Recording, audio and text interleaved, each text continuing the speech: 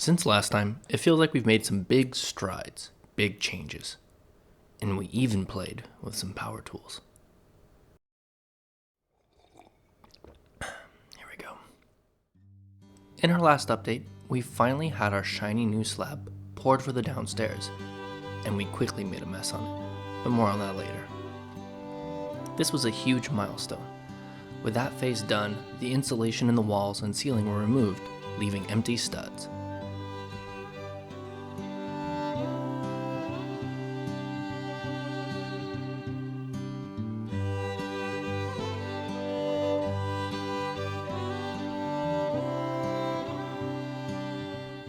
We can now see the walls getting framed in.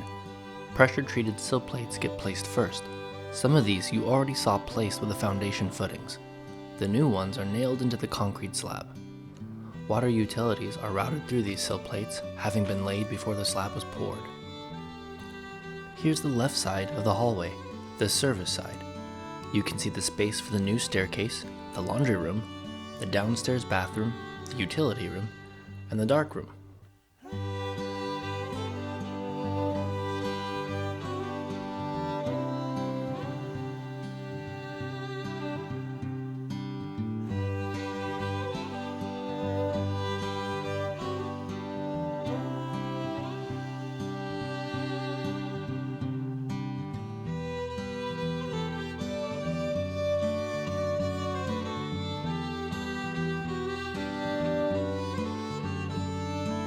Puddles on the ground are from a pipe cracked while laying new plumbing overhead. This left us without a kitchen sink over the weekend.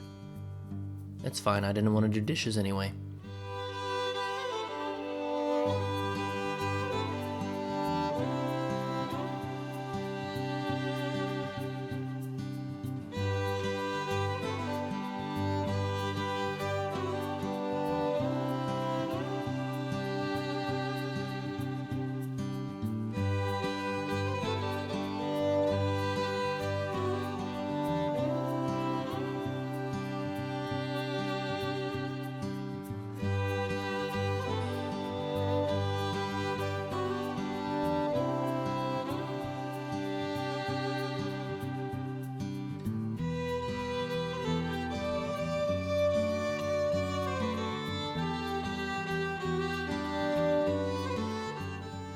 On the living side, here's the first bedroom, closest to the den at the back of the house.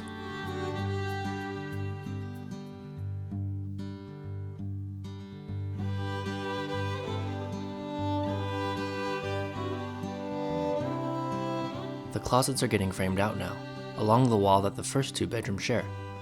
They are side by side, putting the dividing wall in a sort of Z formation.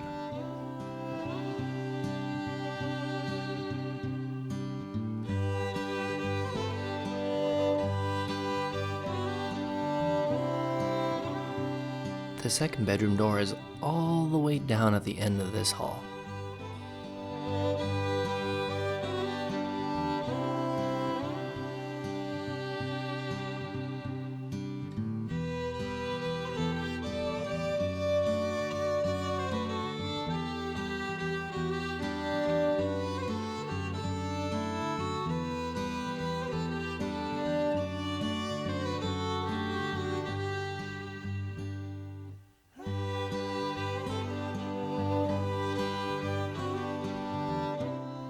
Here's the third bedroom that's at the front of the house.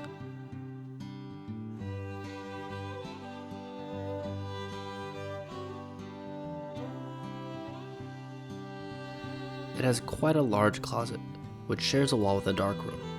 It puts New York apartments to shame. Even orphaned wizards don't live in closets this big.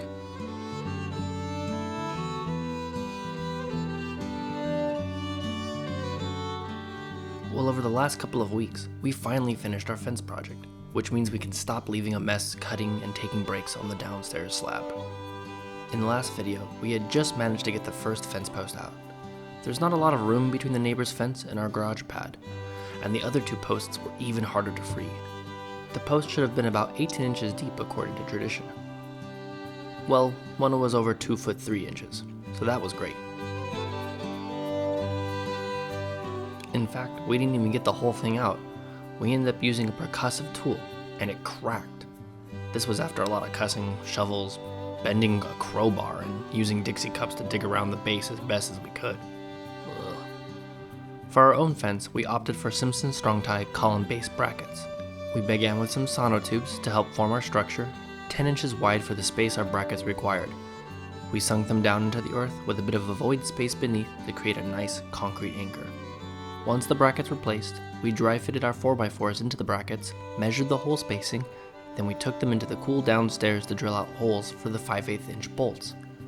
All the bits of hardware we chose were galvanized, so they shouldn't react to each other.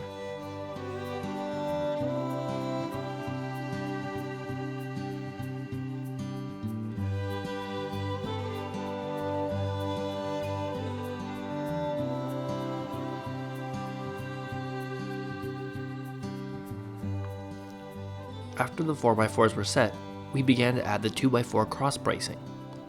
That was a hot day. When the cross bracing was complete, we took a couple of days to add the 8-inch boards to complete the fence. We started from the left side, which is likely going to stay as is for the foreseeable future. We ended the fence close to 2 feet behind the garage edge. When we finally go to replace the rest of the fence, the part that will be visible, we'll be able to tie that into our last 4x4 and make it one whole supportive structure. This future section might be a slightly different design, as it will be something we see daily.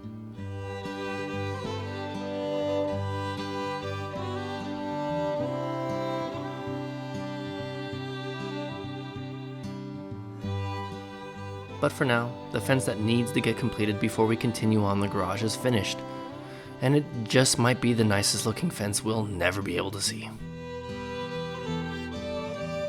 Hopefully the care we took will keep it standing for a long, long time.